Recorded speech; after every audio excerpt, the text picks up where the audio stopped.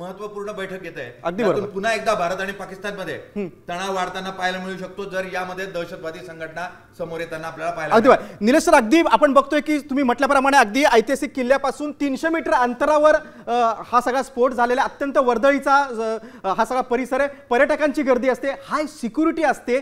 कुठेतरी तुम्ही मगाशी म्हटल्याप्रमाणे हा स्फोट घडवून कुठेतरी काही दहशतवादी संघटनांना इशारा देण्याचा प्रयत्न आहे का?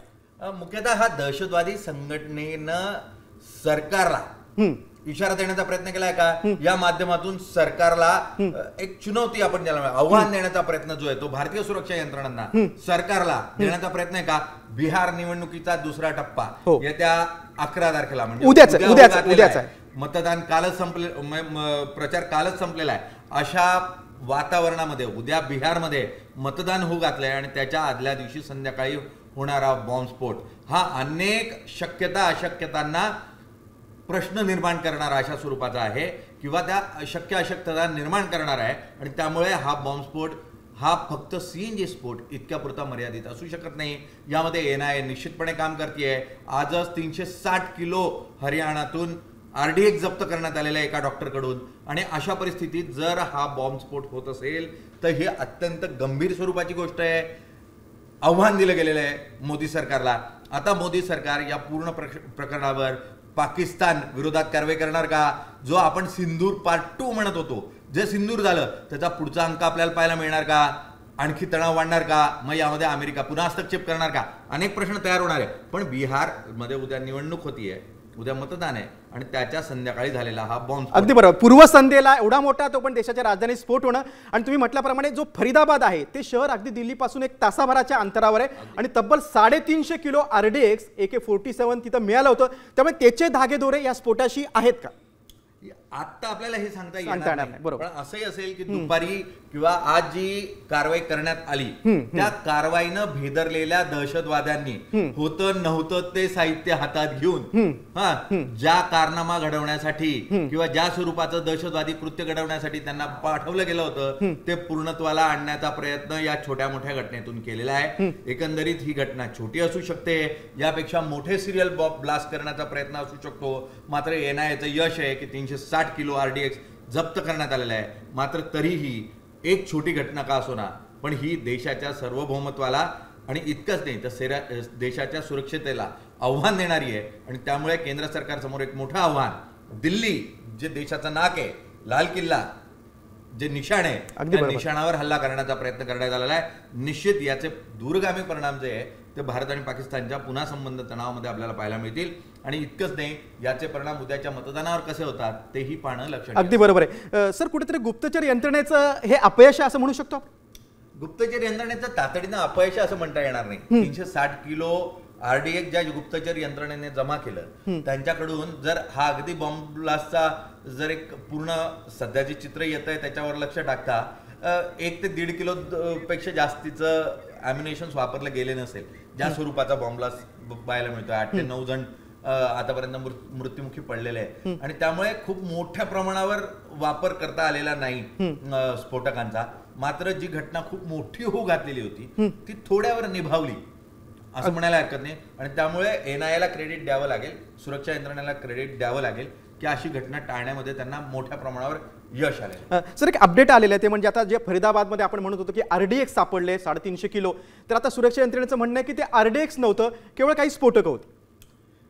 मुळात सुरक्षा यंत्रणा जे काही करतात आणि जे काही आपल्यापर्यंत पोहोचतं ते सर्वच सत्य असतं असं काही नसतं. अनेकदा गुप्तचर यंत्रणा वेगवेगळ्या पद्धतीनं काम घडवत असतात.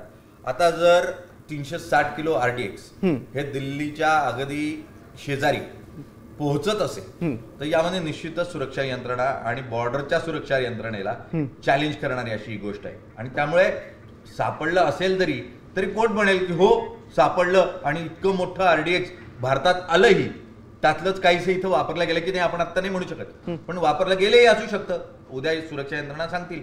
आणि त्यामुळे ज्या वेळेला नाक कापलं जाणार असतात त्यावेळेला ते वाचवण्यासाठी अनेक इतर गोष्टी सांगायच्या असतात. तर तसंही असू शकतं. म्हणजे काय सत्य जे आपण कोणीच सांगू शकत नाही. मात्र आता सत्य कळेल ते जी काय चौकशी होईल त्यातूनच समोर येताना आपल्याला पाहायला मिळेल. सर, आणखी एक मुद्दा म्हणजे दुसऱ्या टप्प्यात बिहारमध्ये मतदान होतंय, त्याच्या पूर्वसंध्येला एवढा मोठा स्फोट राजधानीत घडतोय, कुठेतरी परिणाम होईल बिहारमध्ये? बघा, अशा स्वरूपाचा दहशतवादी हल्ला हा निश्चितपणे जनभावनेला पूर्णतः परिवर्तित करणारा असतो. मग तो पुलवामातला असू द्या, त्याच्यानंतर ते आपण येणारे निकाल बघितले. एक मोठा शेर आहे, आपण म्हणतो की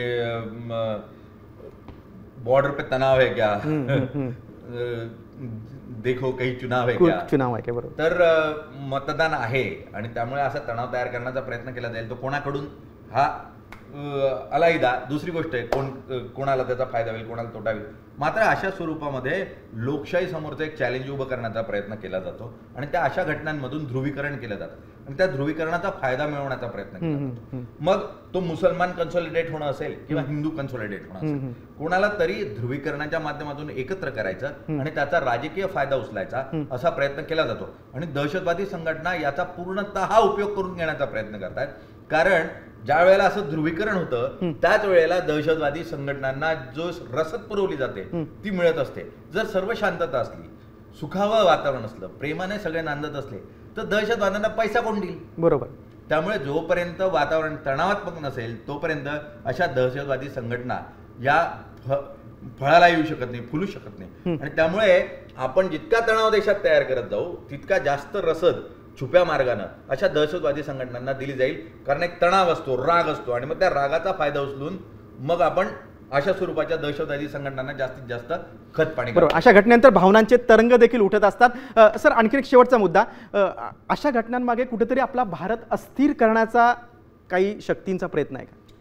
मी जसं सुरुवातीला म्हटलं, लाल किल्ला हे स्वातंत्र्याचं प्रतीक आहे.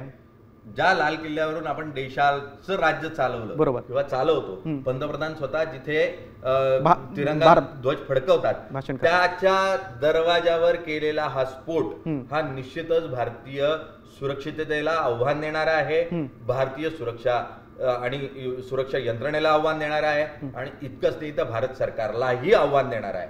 आणि त्यामुळे हे आव्हान या निमित्तानं मिळालेलं आहे. आता भारत सरकार या आव्हानाला सिंदूरने उत्तर देतं की आणखी कोणत्या पद्धतीने उत्तर देतं याकडे सर्वांचं लक्ष लागलेलं आहे. सर, अनेक मुद्द्यांवर तुम्ही सविस्तरपणे विश्लेषण केलं त्याबद्दल धन्यवाद.